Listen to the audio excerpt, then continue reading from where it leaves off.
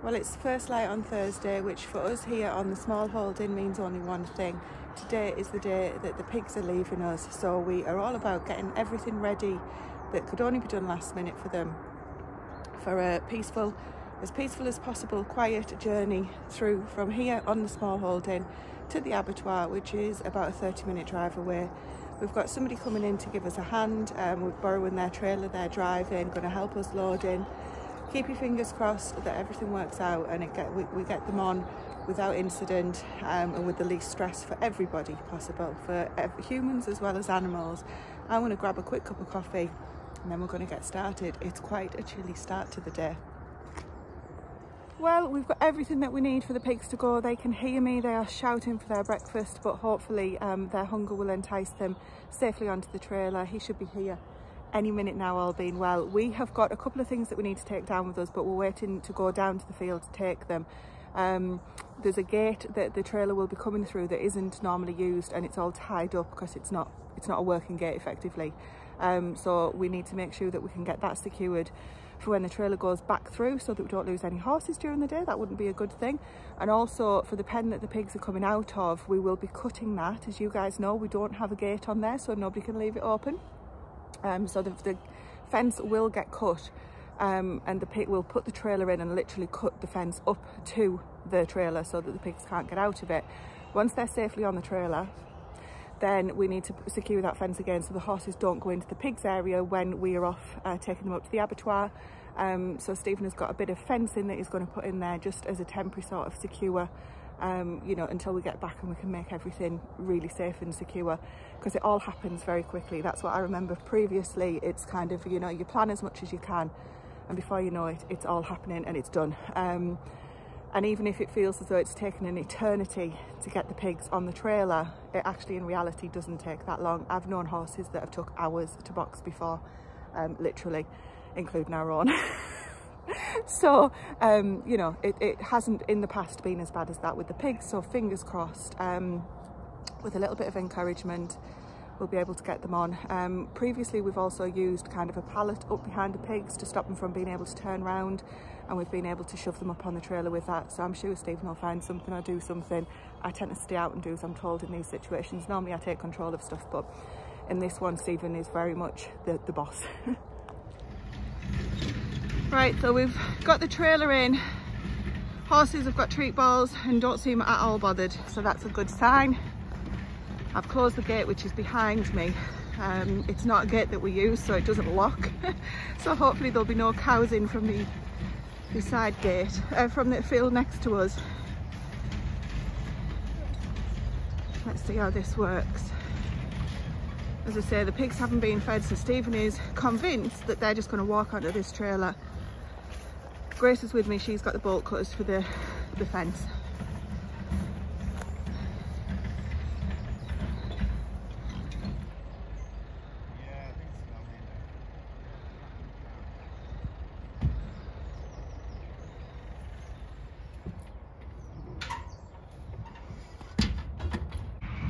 Well, I didn't even get any footage of them going on because it happened that bloomin' quick. The trailer's just leaving now. Stephen's going to tie that gate up, and we've secured, in the distance, I'll show you later, but we've secured the fence over there so the horses can't get in, no danger. I need to go and get all the forms now. Thanks for your help, Grace. So the trailer's on its way. We're going to follow. He did say very kindly that we didn't need to bother, but we will, because obviously it's only right. And then I'll see what footage I'm allowed to get at the other end. There maybe, excuse me, I might not be allowed, but I need to go and grab the form and get changed out my wellies. I can't believe how well they went on so easily, didn't they? They just literally walked on. I think the learning there is definitely keep them hungry. So we've got a bucket full of food on the trailer floor. Hopefully it'll last the journey. And then secondly, the cattle trailer being higher than the sheep trailer. Sorry, I'm out of breath. They weren't ducking away from the roof. And the guy was saying it helps to have an older trailer, or like not a shiny new one, because they don't like shiny new. Not that we'll ever have a shiny new trailer. Right, get the form and we'll be on our way. Well, so far that was a drama-free morning. The pigs went on no problem. We didn't feed them much last night and we fed them late this morning, so they were ready for the breakfast and they just folded straight on the trailer, no problem. That's why Tracy didn't get any footage, because they were just on in an instant. So yeah, really pleased with how that went. We're just heading up to the abattoir now, following the guy who's come to take them. So we might get a bit of footage up there, we might not. We'll see what they allow and that. I think we got a bit last year and they were all right about it, but we'll see what happens. So let's get up there. So we are second exit off this roundabout here. I think we're about 10 minutes out. It turns out we're taking the first exit, but I'm guessing he doesn't want to take the trailer through the town centre actually. So this road, you just go straight down and it picks up onto the other road that we would have been on. It's a lovely morning.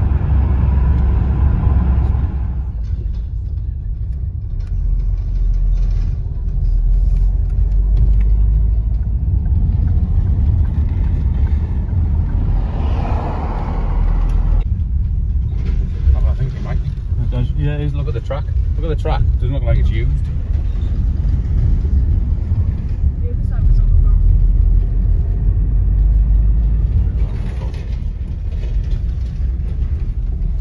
We came in that way.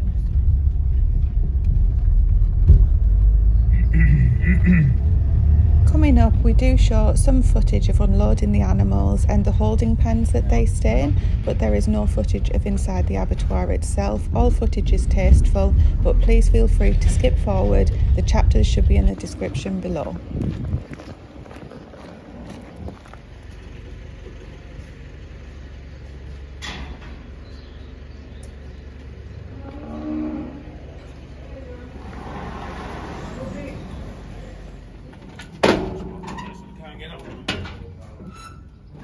Come on out, pigs. Just watch that. Come on. Come on. Come on.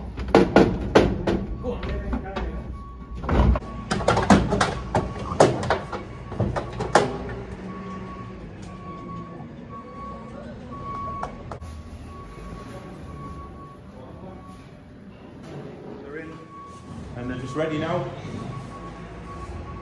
We'll see them at the other end.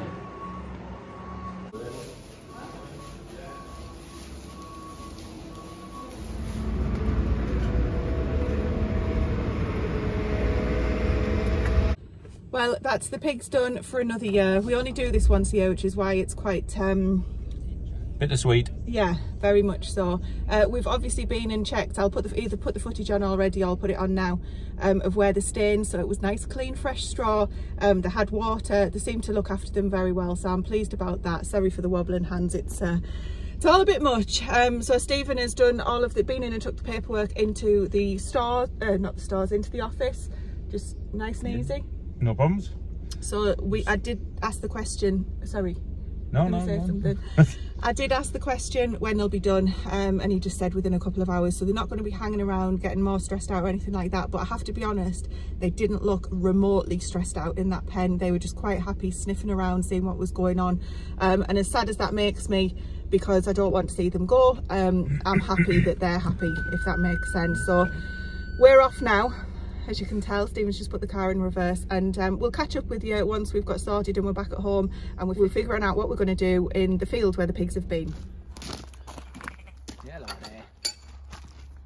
You're not getting through with much of that licket.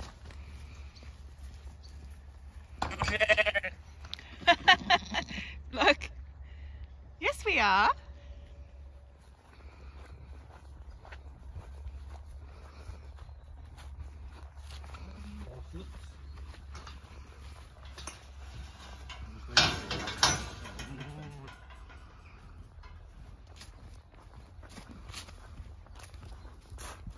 Where's your face mask on?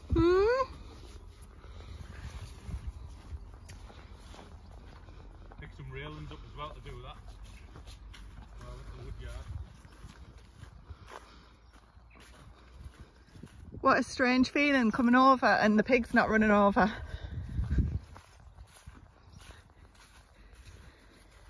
Back home.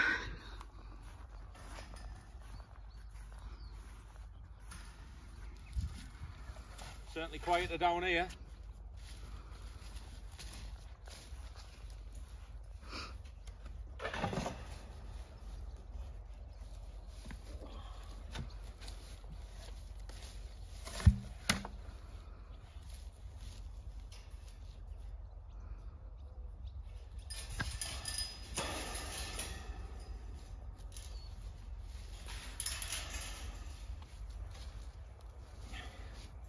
So we're just going to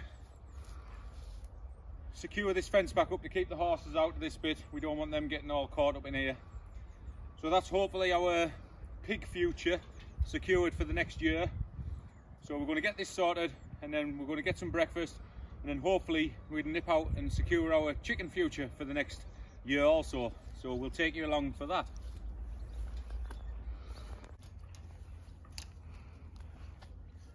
Right, that's secure enough to keep the horses out, so we can just forget about this now until we're ready to do something with it. We don't know what we're going to do with it yet. We don't know whether we're going to reseed it and just put it back to part of the field, because the pigs have done a hell of a job taking all the weeds out. I don't know if you can look around and see all this. This is what it was like before they went in, and they've absolutely made a hell of a job of sorting it out. So now it's just up to us to do something with it. But that's another job for another date. We said in one of our other videos that where the pigs have been rooting, they've uncovered a drainage. We think it's like land drainage, and we never ever used to notice the field getting this wet when it was just field.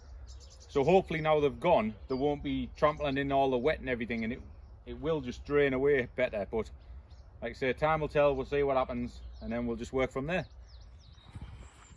Where'd you get these pallets from? On there? Yeah, in the veg plot, well, the old veg plot.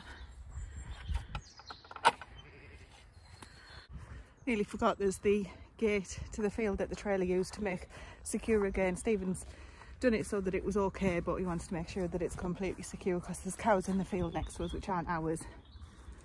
We don't want them in ours with the horses.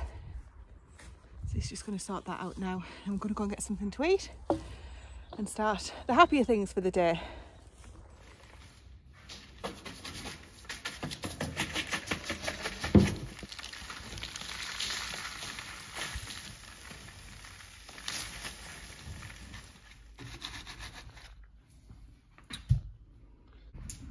We've just got our temporary brooder set up, and we keep them in here for maybe 2 weeks until they get a bit bigger and a bit more sturdy, and then they'll go into the barn. This is just set up in the garage at the minute. So we've got 2 heat plates in. I think they say they can hold 25 chicks, and they say they can hold 15. We're looking at getting about 20. We talked to the guy and he was supposed to email us back on his hatch day, which was Tuesday. Today's Thursday and he hasn't. We've been in touch and we've had no answer, so we're just going to go up there on the off chance that he has got some. So hopefully we'll be able to get some, and we'll get them straight back, straight in the brooder.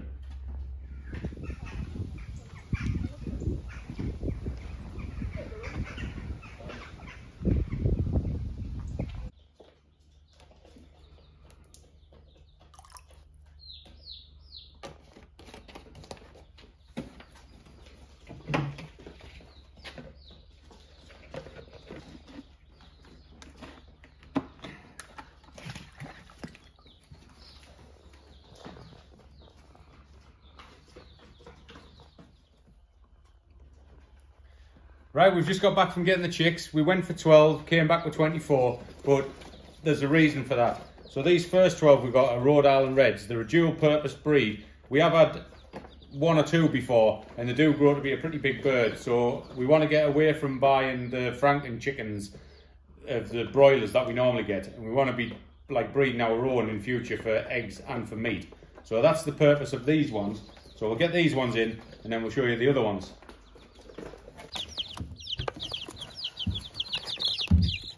We always just dip the beaks in the water so they know where it is before we let them go. So all the chicks we got today are 2 days old, so they should come into lay by March next year, which is perfect for coming into spring. So the other 12 we got are Welsumers. Now, he sold us these cheap because you can sex them at day old, but he reckons he can't. So we had a look on the internet, we took a gamble, and we reckon we've got 9 females and 3 males. God knows what we get, but that's what we reckon we've got. So these are for our egg production as well next year, so we can just separate these off when we want, and we can breed them separate, and we can also sell and trade with them, and we'll also have eggs and meat for ourselves, and we don't rely on anything else then. So we'll get these in also. I'll just quickly show you though they reckon, so with the Welsumers, they reckon these ones with the pointy solid triangles on the heads are females. That's what we're hoping for. And these ones with a more blurred line on the head, they're males. So we picked 3 of these and 9 of them, and we'll see what we get. Hope we got them the right way around. Yeah. So the chap didn't say he couldn't do it, but he just wouldn't guarantee it, didn't he? No, he said he'd done it before, because he sells them. You know, he's had like complaints where he's sexed them, sold them as more expensive, and they've come back as not males or females, whatever he sold them as.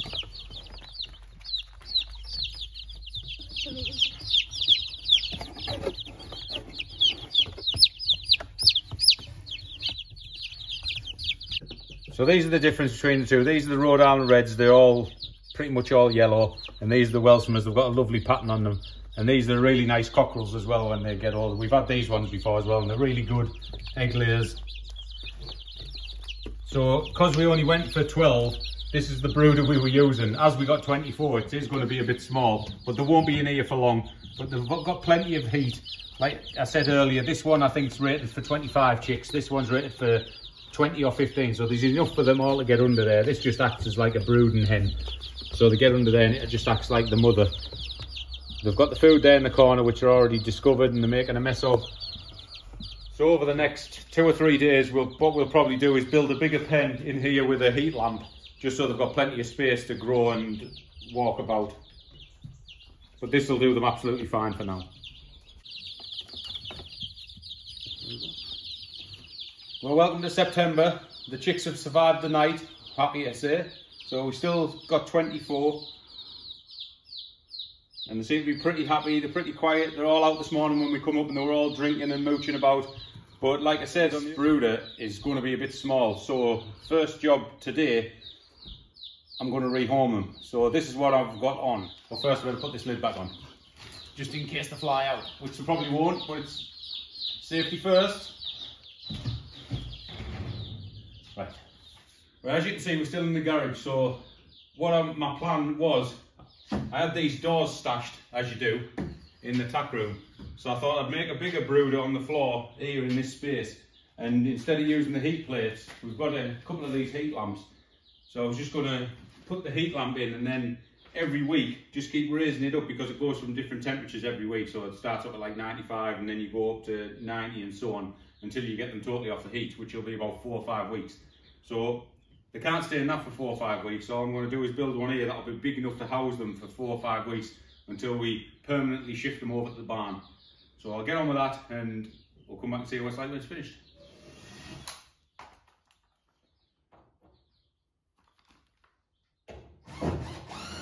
Like a glove.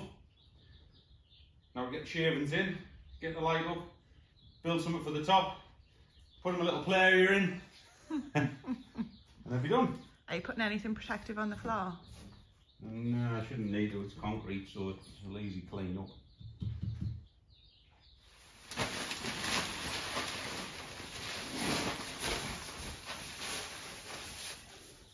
Just gonna pack it up mostly in that corner, because that's where the light will be. The solid sides there will keep the heat contained, so it'll keep it nice and warm. And you don't really need any more anywhere else. I'll just sprinkle a little bit about, but that should do them. Nice thick bed. I won't need no mesh on the top of it, especially for the next 3 or 4 weeks. So let's get the light in, and then we'll get the thermometer underneath, get the temperature sorted, and then we'll get them in. Right, we've got the heat lamp in, and it's set at the height, so it's 35.5 degrees on the outer circle. Obviously it's a bit hotter in the middle, but you don't want all the heat directed right into the centre. So it is 35 degrees on the outside, which is what it's supposed to be. I've just put one of the heat plates in just as a backup, just in case that the bulb goes or whatever. I don't want them getting too cold. I mean, it might be a bit overkill, but better to be safe than sorry. So now we're just going to show the chicks the water again before we put them in, and get them back on the heat, and then we'll just leave them to it.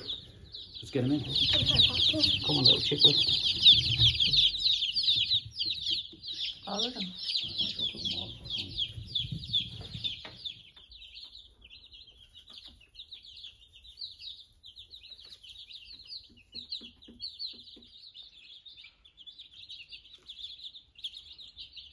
we've been sat watching them now for about 5 or 10 minutes, and they seem to be comfortable. They've ventured off and found all the food and water, which is good. So we'll just leave them to it now and let them get on with it.